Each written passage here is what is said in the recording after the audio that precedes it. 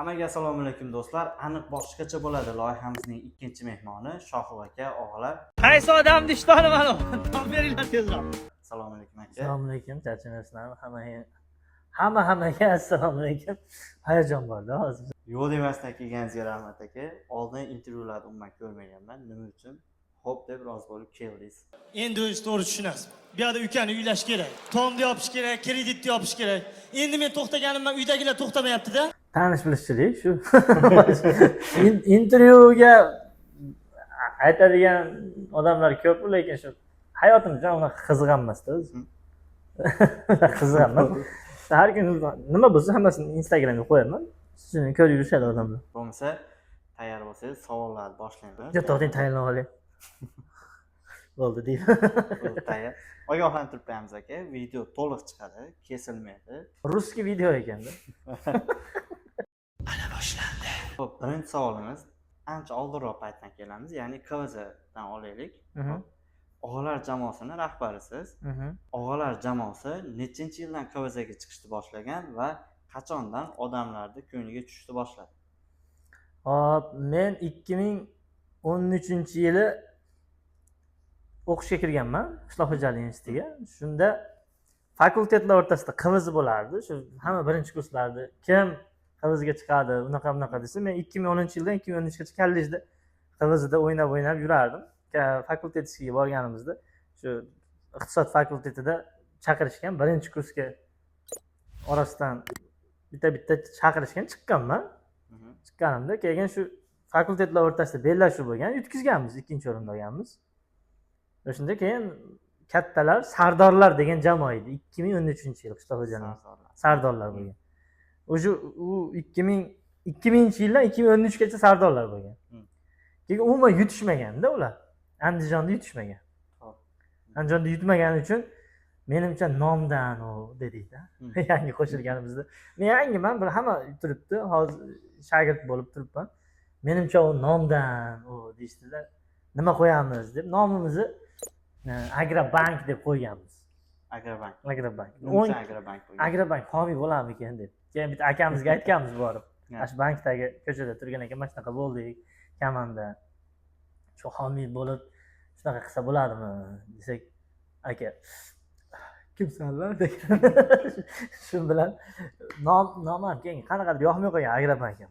Mana bolalar sani aytishyapti, qarshingizda Agrobank bo'lib qolaverdi. Keyin telefon o'ynab o'tirsak, hozirgi Andijonda uy market rahbari bor. Uy market rahbari Azizbek degan odam bizni komandaning rahbari bo'lgan. Komanda sardori bo'lgan.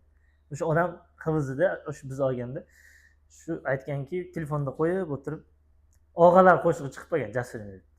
Shundan keyin og'alar deb qo'yganmiz. Hazil-huzul qilib 17-noyabrga tayyorgarlik ko'rayotgandik.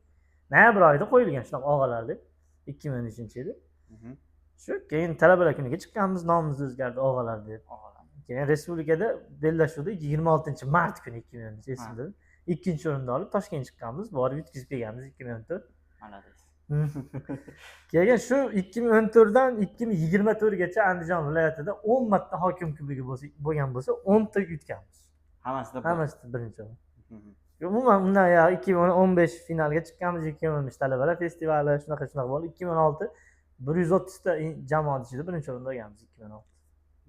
Men ham aniq esimda bor. Litseyda o'qiyotgan paytimizda KVZga chiqamiz deyilgan, bizdan ham chiqinglar deyishgan. Bitta Shahnoz opamiz degan opamiz bo'ladi.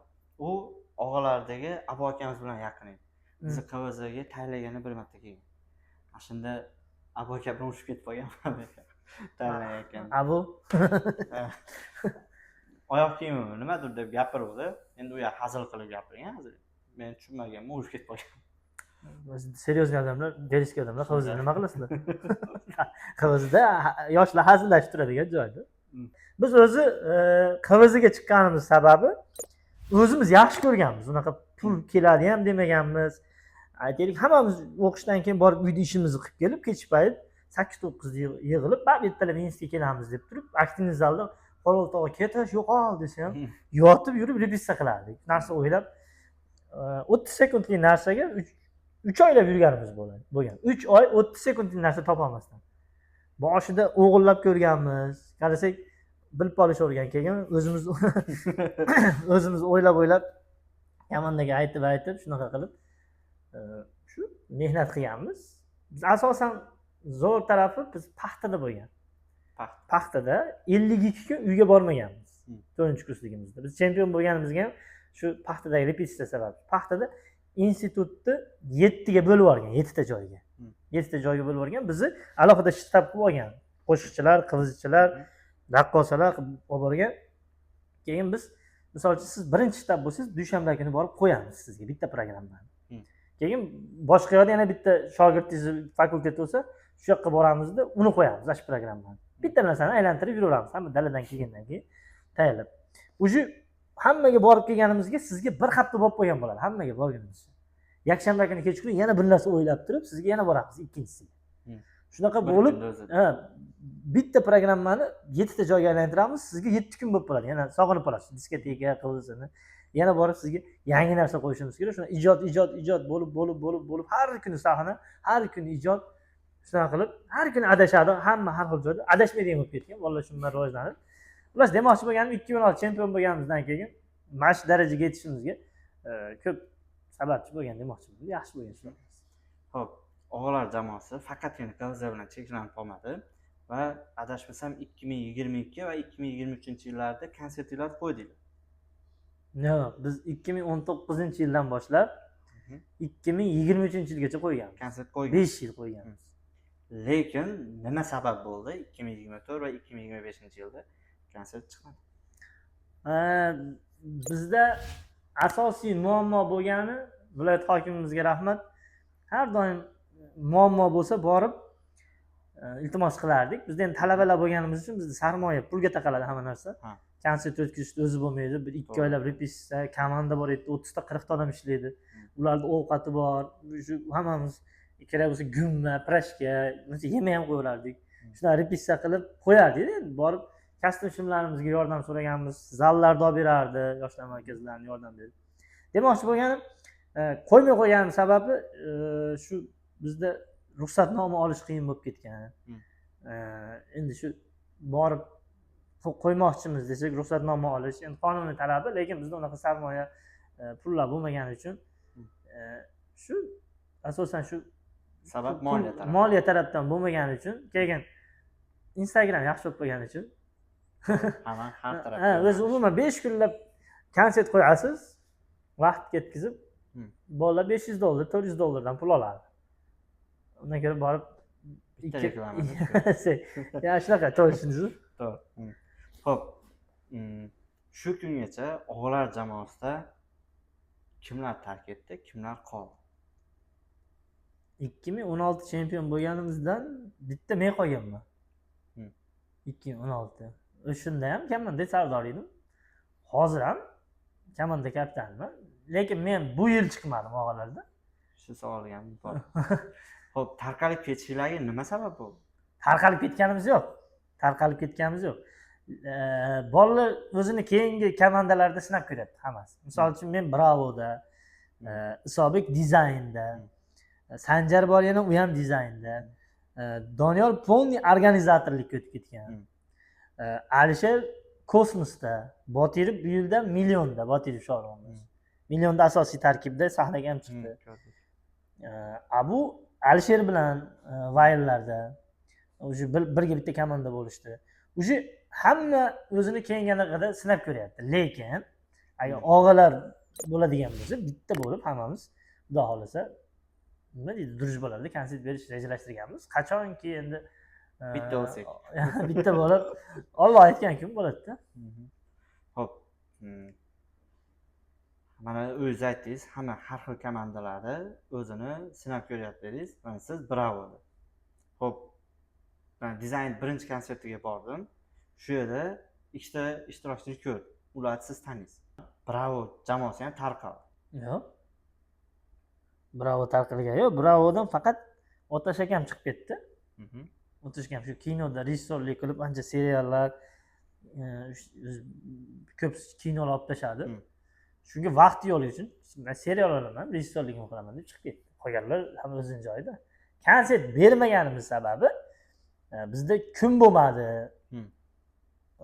2 kun 3 kun Drujbada kun bor 3 kun. Undan keyin yana bitta konsert bor 4 kun. Undan keyin yana 3 kun bo'sh. Bizga patriyat 9 kun, 8 kunlab joy kerak. Shuni qo'yamiz deb yurib ertaroq harakat qildik, lekin biz qo'yadigan kunlarda joy yo'q ekan. Yangi yilga qo'ymoqchi edik. Yangi yilda qandaydir endi yangi yil kayfiyati va kunlar oz bo'lgani uchun shu yo aprelga yo yana oktyabrga qoldirib olganmiz. Xo'p, bo'lmasa men aytgan ikkita ishtirokchi haqida fikringizni bildirib bersangiz. Ahmad aka bilan Shahlo dizayn konsertida chiqdi. Bu haqida fikringiz. Xo'p, endi dizaynda shunaqa aktyor kerak ekan ularga. Ahmad akam bo'sh edi hozir. Bo'sh. Va vaynlar olib, umuman ofisda ijod qilayotganini bilishgandan keyin taklif qilishgan, aktyor sifatida taklif qilgan. Misol uchun dizayn a'zosi emas, eshitgan bo'lsangiz oxirida ham Ahmad Temirov deyapti-yu.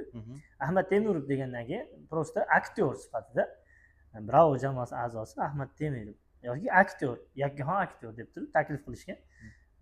Shu kelishgan summasiga qarab chiqib beryapti. Shahlopa bo'lsa, bu Shahlopa Bravoda emas edi. Shahlopa ham alohida o'zi aktrisa bo'lib, o'zini to'ylarida, vaynlarida, videolarida, Instagramda ijodini qilyapti. Ya'ni Bravoga qaytishi ham yaqin o'rtada yangilik bo'ladi, xudo xohlasa. Yana bitta savolim bor. Bu jamoalarga taqaladi.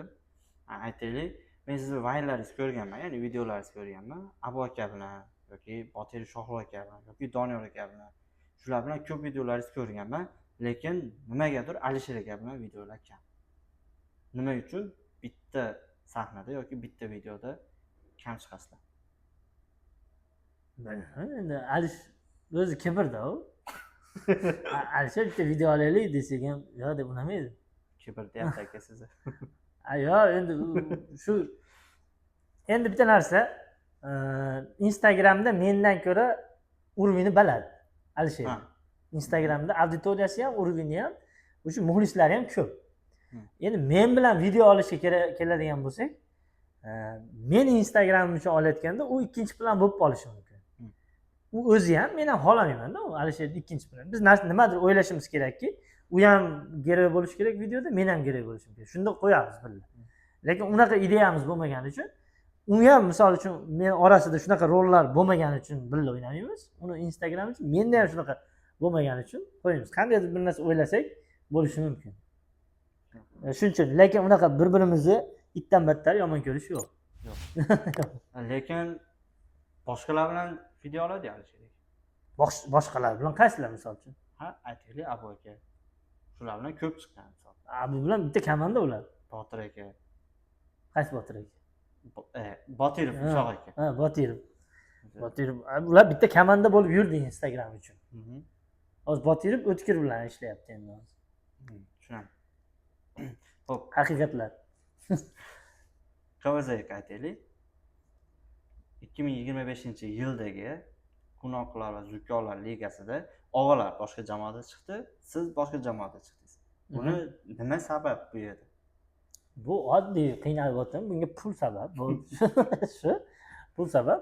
UNEP degan universitetda ishlayman. O'sha yerda ishlaganim uchun bu universitet jamoasidan chiqdim shu. Hozir endi Andijondagina adashmasam QAF uyushtiryaptimi? Yo'q, o'zim QVZ assotsiatsiya uyushtiryapman. QAF homiylik qilyapti. QAF har doim bitta homiy olamiz, boshida kelishib, bizga boshqa homiylar chiqadi, bizga to'g'ri kelgani, o'zimiz birinchi yilda bizni poddeshka qilgani uchun yana bu yil QAF tanladi. Lekin bizda bu yil boshqa homiylikka yaxshi nomzodlar bor edi yana.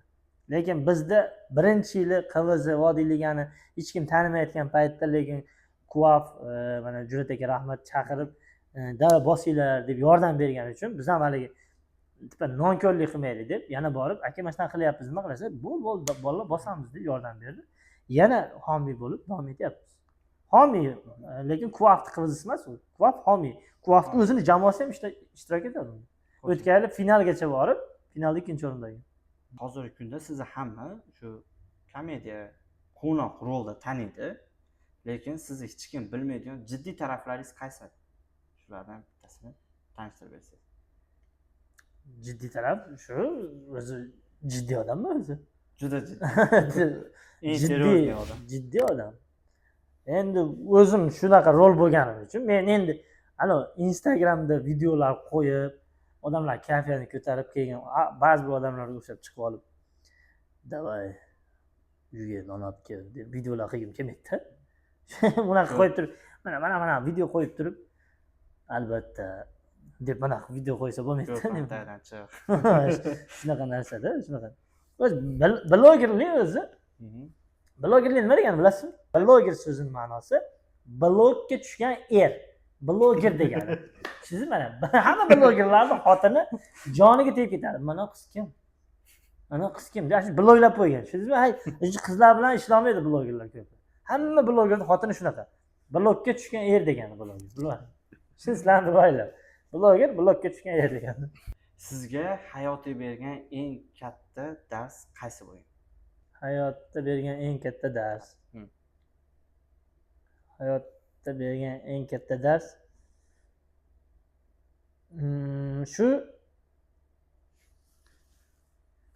dadam universitetda o'qitgan, Oboddan rahmatli dadam o'qitganda keyin endi o'qitdimu, ishni qil degan, birga ishla degan joyda, o'zi ota bola birga ishla degan joyda aytgan. Keyin dadam aytganki, men ota bola bitta joyda ishlashiga qarshiman degan. Biz o'tkazib ukam bilan o'tkazib bitta joyga ishlashga qarshiman. Shuning uchun yaxshi o'qinglar. Men o'qitdim deb turib gapi, misol uchun dadamga qanaqadir boshqa ta'sir qilganmi? Shuning uchun bolalarimga umuman men o'qitib qo'ydim-u yoki men sen o'qitdim, mo ishni qil degan gapni aytmayman deb turib aytib tuyib qo'ygan-da. Shuning uchun shu narsa tarbiya bo'lganki, eng katta darsi men dadam menga shuncha sharoit yaratib berdimi, men ham xudo xolisa mana farzandlarimga undan ham zo'r sharoitlar yaratib beraman degan fikrda birinchi katta darsim shu. Birinchi eng muhim erkak kishi birinchi shu oilani ta'minlab qo'yib, keyin anaqa yurish kerak deyman-da, aylanib, qayerga borib, nima yesa ham, uydagi sharoitni yaxshilab, keyin shu narsani yeyish kerak degan narsani o'zimga nima qildim? Dars qilib olganmiz. Blogerlik sohasini tark etishga qanaqa sabab sizni majbur qilib qo'yishi mumkin? O'zingiz hech o'ylab ko'rganmisiz shu narsani?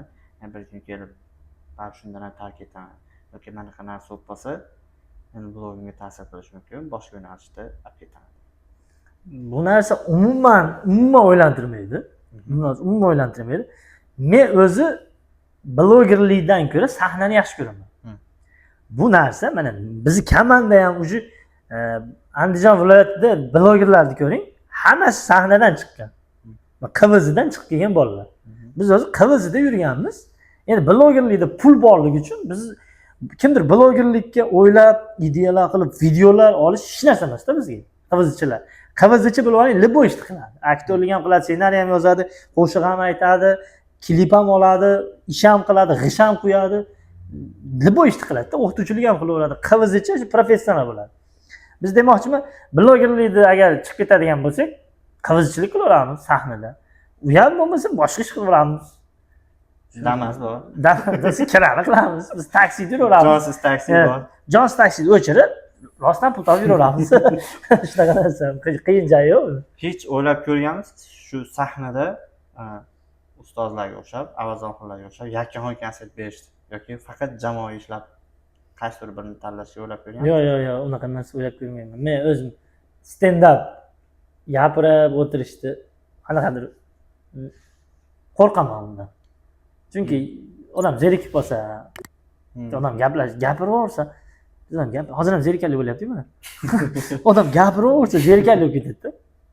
Men endi ular chali emasman, ustozlar chali emas, lekin misol uchun harakat qilib ko'rishdan qo'rqmayman lekin. Harakat qilib ko'rishdan qo'rqmayman. Bundan tayyorgarlik ko'rib chiqsangiz, Allohdan so'rab chiqsangiz fayz beradi. Keyingi savolimiz, aytaylik, hozir qaysidir o'ringacha mashhurligingiz bor. Aytaylik, shu mashhurlik sizga qanaqadir og'riq yoki qanaqadir zarba berganmi yaqinlaringiz tarafdan yoki boshqa tomondan? Yo'q. Mashhurlikmi? Mashhurlik? Unaqa og'irlik bo'lmaydi. Mashhurlik namorat zo'ru. Xotinim kelgan, uylanganman. Xotinimda shu muxlisim bo'lganda o'zi. Xotinim. Sahnada muxlisim bo'lgan. Muxlisim men yaxshi ko'rib qoldim degan men. Bo'pti, mayli o'ylab ko'raman deb uylandim. Shunaqa bo'lgan rostda. U omadmi yo zarbami? Men birinchi u omad deb o'ylaganman. Keyin bilsam anaqaga tushgan ekanman. Zindonga tushgan ekan, zindonga. Siz haqingizda odamlar eng ko'p adashadigan fikr. Kibr deb o'ylaydi. Lekin aslida kibr kim? Yo'q, kibr emasman. Yo'q, kibr deb o'ylaydi. Hali mana misol uchun gaplashib ko'rsa ko'pchilikning fikri shunaqa bo'lganki, gaplashgandan keyin va bunaqa deb o'ylamadim, hali gapirishga nima qilardim dedi-da. Misol siz mana oddiy birinchi tanishganimizda siz mana ders qarab turgansiz. To'g'rimi? Keyin misol uchun yaqin bo'lib ketdik, gaplashib, oddiy ishdan yaqin bo'lib ketganmiz, to'g'rimi? Misol uchun men подписчигim 45 mingtamidi? Shunaqa tanishganmiz 45 ming. Hozir ham misol uchun 10 barobar ko'tarilgandir, 15 barobar ko'tarilgandir yoki qisman ko'tarilgandir, lekin o'zgarib ketmadi-yu. Alaysan demayapman. Shunaqa narsa, noto'g'ri shunaqa o'ylayman. Uni o'ylamanglar, men kibr emasman. Prosta tak shunaqa o'xshayman.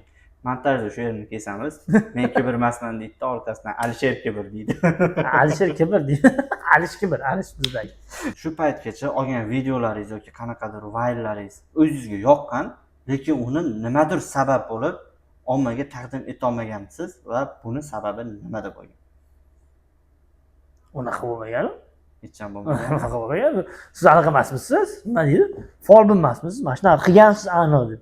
Bo'lganmi deng? Bo'lganmi? Yo'q, mana bo'lganmi? Yo'q, bo'lmagan. Bunaqa bo'lmagan. Mana deyishim kerakmi? U zo'rgan edi, lekin afsuski u qiz erga tegib ketgani uchun videoni qo'ymadik. Chunki unda biz ikkovimiz deb davom etib kelamiz. Lekin harakat qilishganlar bo'lgan, o'chirib oling degan. Yo'q, bittasi o'zimizni tanishimiz. Yo'q, ommaga taqdim etgandan keyin o'chirib oling deganlar bo'lgan. Bo'lgan. Mana taksida syomka qilganmiz. Olganimizdan keyin misol uchun Instagramga qo'ysak maylimi deymiz, so'raymiz. To'xtang, yo'q, men bitta so'ray deydiganlar bor. Eridan, yigitidan, ana yigitlaridan, o'ynashidan, akasidan, uydagilardan so'raydi. Hammasi so'rab oladi bitta. Qizlar, asosan qizlarni ko'p anaqa postga qo'yganimiz uchun. Keyin bitta bo'lgan voqea qo'yganimizdan keyin 2 million bir kunda ko'rgan, 4 million prosmotr. 4 milliondan qatgan endi qanaqadir. Keyin telefon qilyapti. Ana videoda olaverasizmi, yaxshimisiz dedi. Qaysi video? Men mana shunaqa sonida tushganman. Hop, qaytdi Toshkentda. Nimaga olarish kerak? So'raganmiz u desam, yo'q, erga tegadigan bo'lib qoldim deydi. Erga tegguncha turish kerak. Erga tegayapti, mana shuncha olib tashlang. Dedim. Mayli dedim. Instagramga Jon Stacy yurgizishim sababi mana shunaqa odamlarni baxtli qilishda. Bugun o'zida shu hamma blogerligingiz yoki vaynerligingiz Instagram sahifalaringiz yopilib qolsa, sizni qaysi kasbda ko'rgan bo'lardik? Pilaramachiman. Kim? Pilaramachi. Nimaligini bilasizmi? Pilaramachi. Pilarama nimaligini bilasizmi? Haligi emasdi. Nima? Yo'q. Pilaramda oldin eski tuyulatga ulardi. Marasi zo'r ekansiz. Ashimasmi? Pilarama degani, pilaramachiman degani. Panoramamidi u? Pilaramachi degani. Mana teraklarni olib, kirib yog'och chiqaradi. Yog'ochlarni 4ga, 3ga bo'ladi. Bilasizmi shunaqa narsani? Shu Oboddam Rahmanli ham shunaqa kasb, dadam ham shunaqa kasb. Men ham aytaylik 2019 karantinda bo'lib qolganimizda ham shunaqa pul topib 20-yilgacha men bundan yog'i ishlamay qo'ydim. 20-yilgacha ham pilaramachi bo'lganman. Aytdim, bu taxtalarga ishga chiqyapti. Yo'q, yaxshi chiqaraman men. Ishdan, o'qishdan, repetitsiyalardan borib, uyda ish qilardim. Yaxshi chiqaraman debdi. Yaxshi ish qilaman shu. U demoqchi bo'lganim, kuniga 200 ming, 300 ming pul topardim. Ishdan borgandan keyin mana kechasi bilan 4 soat, 5 soatda shunaqa topib qo'ysangiz bo'ladi. Chiqadi. 2019-yilda 300 mingdan normal pul. 20. Hozir ham topsangiz bo'ladi. Prosta hozir vaqt yo'q. Qiymati pastroqda lekin. Pul dollar. Ha, yo'q, o'sha paytlarda 300 ming, 200 ming, 300 ming pul topardi. Hozir u paytdagi 300 ming hozirdagi 50 dollarda, shunaqami? Shunaqa. Bu u demoqchi ertalabdan kechgacha topsangiz normal pul topasiz. shunaqa ish qilyapmiz. Hozir ham bor. Uyimizni oldida planamiz bor. Shogird olasizmi? Yo'q, bekarchi odam. Bekarchi. Bekarchi odam bo'lish kerak. Yo'q, demoqchi bo'lganim qo'qish kerak yo'q. Bular shu odam borib, shu yerda ishlayveraman. Shunaqa gap. Bilaman, Bilaman. otakasi. To'g'ri, hunar bo'lsa yaxshi. Ha, yigit kishiga 40 ta hunar oz deydi-yu. Limbo ish qilib ketaveramiz. Biz ishlaganmiz o'zi. Telefonga qarab aka. Telefon savollar. Lekin bilyapsizlarmi hozir har bir savolni boshida hop deb. Hop deb boshlaydi. Hamma savol hop bilan. Hop deb. Shu kasbga kirib eng katta erishgan yutug'ingiz qaysi bo'lgan? Qaysi kasbga? Shu yo'nalishga. Blogerlikkan. Programmaga o'tib ketib balki. Hozirgi yo'nalishingiz. Blogerlik eng katta yutuq Yolg'on gapiramayapti, yolg'on chiqmayapti o'sha. eng katta yutuq uy olganman. Uy. Shundan endi uy, mashina olganman, uy olganman. Endi bloger emasligimda ham oilam bor edi. O'qishlarga kirganman, tanishlar o'tirganman, do'stlar, farzandlarim bo'lgan. Endi blogerlikda masalan moddiy tarafdan oladigan bo'lsak, eng katta yutuq shu. Uy oldim, mashina oldim. Eng katta yutuq deb endi hali ko'pchilik aytadi, muxlislarimizda odamlar misol uchun tanib, "Malades, zo'r ketyapsiz" deb motivatsiya bersa, shu ana horami negativlar o'lib ketsin. Ularni ham orttirdim lekin men. Muxlislar ham bo'ldi eng katta. Eng horami ana iflos negativlar ham bo'ldi. Shu qayerlarda yashashar ekan o'sha jamiyat bor. Shunaqa MCH'si ularni negativlardagi borib shunaqa bir chekka qishloqlarda bo'ladi. Urishish kerak-da. Endi qishlarni, shaharni ajratib bo'lmaydi-yu, lekin qayerdadir bor-da ular. Yo'q, ajratish emas. Ya'ni topib kelib urisha olmaydi. Bittasi Rossiyada turib yozadi. Ya endi qishloqda emas-da, boshqa joyda, shaharda ham bo'lishi mumkin, qishloqda ham bo'lishi mumkin. Lekin ular shahar qishloq aloqasi yo'q ular. Ular boshqa joyda, umuman shaharda ham, qishloqda ham emas. O'zlari alohida bitta orolda ular. Planeta. Ular o'zining planetasi bor. Zo'r video qo'ysiz 100 ta odam mana deb kulib, "Men davom etaylik, yana bo'lsin" deydi. Nima qiladi? Shunaqa videolar qo'yadi. deb yozadi. Yaxshiroq ish qilsang bo'lmaydi. Instagramda xuddi men o'ylaymanki, men bitta videoyim bor-da, u menda kirgan. Bitta men chiqaman, bo'ldi, boshqa hech kim chiqmaydi unga. Menda qilsa dahshat ko'p video bor-da. To'g'risi. Dahshat ko'p. Menda o'tkiz bor, yo'qmasa, to'g'ri. Men misol uchun bitta qo'shiq aytyapman, deyapman, o'tkiz bor, bo'ldi. To'g'rimi? Ko'rib yozib, u yerda men u negativ o'ylaydiki, negativ. Mana qo'ylaydi-da. Yozsa ayolda shunaqa tushunaman-da men. Unaqa qilsa, negativ yozsa, nima qilasan shunaqa narsa qilib desa, men o'ylaydi-ku, men kiraman-da Instagramga, shuni o'qib turib. Ne kirib turib, Instagramni o'chirib tashlayman. Boshqa ish qilaman, bo'ldi, arava tortaman bozorga borib. Ditda, u shunaqa o'ylaydi men. Men shunaqa yig'ishtirib, hamma o'chirib tashlayman ekan, u hayoli. Keyin u variant ham aytmaydi-da, u. Boshqa ish qil degan odam. To'g'ri. Mana ishlar bor demaydi-da. Shunaqa narsa endi shular negativlar, yutuqlar, muxlislar, shunaqa narsalar bo'ldi. Blogerlik orqasidan necha pul daromad qilasiz? Uncha ko'p pul topmayman. Qancha uncha ko'p emas, faqat so'ramaydi. Aytish kerakmi? Aytish kerak, nagli. 300 dollar olsa 2,5 ming euro. Ya unaqa ko'p pul topmaymiz. O'rtacha 3 bordi. Toshnisini aytaymi mana. Ya uni savol aytmay qo'yinglar, unaqa ko'p pul topmaymiz shu. Shunisi bilan qilsa, ana boshqacha bo'ladi deb qo'yganmiz. Ya unaqa ko'p pul topmaymiz deyapman. Qancha? Ha, Masalan, men bir loyihalar qo'ysam, hammasini hisob qilib turib, bir oyda necha topyapman ekan. Siz qancha topyapsiz? Hali hisobladim 2020 dollar ekan. 2020 dollari ham bor. 25 emasmi? Ya'ni jicha 2025 dollar topdik, voy. Keyingi oy mana yangi yil 2026 dollar topmoqchimiz deb. Hisob men shunaqa hisob kitob olasiz. Siz ham aytingchi, hisoblab ko'rgan bo'lasiz bor. Bordi, 1-2 ming bordi. Yo'q. Yo'q. Bitta proyektdanmi? Yo'q. Bitta reklamadan. Topamiz.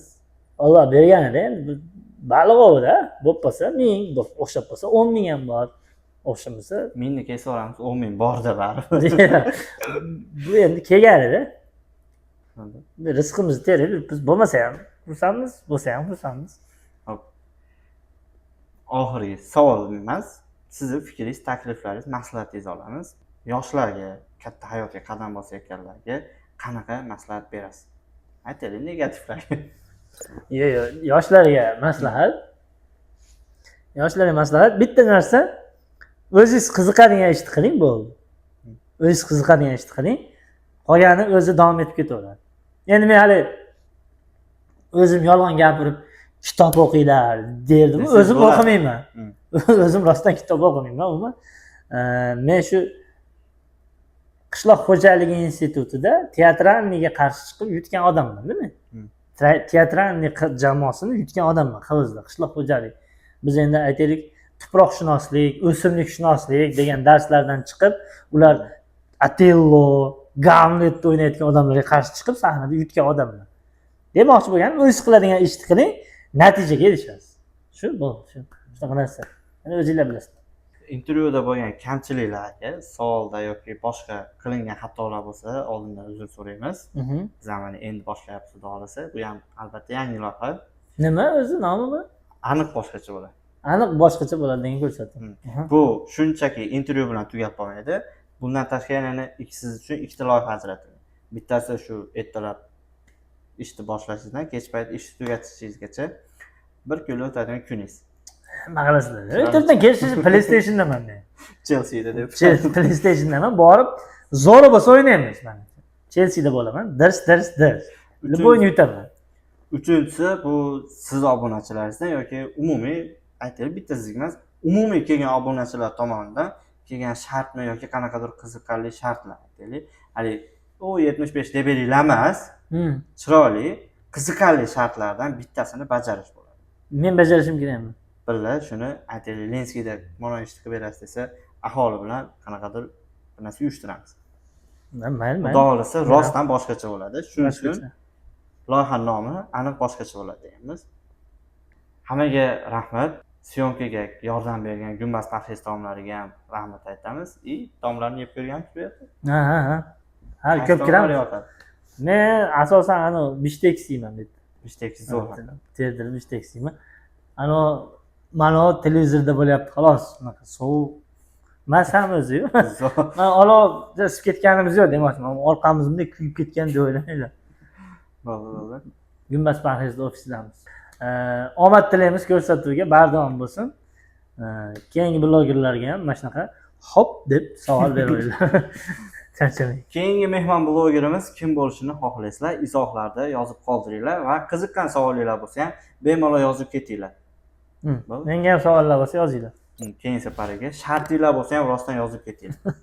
Men charchamanglar. Rahmat aka, kelganingizga rahmat.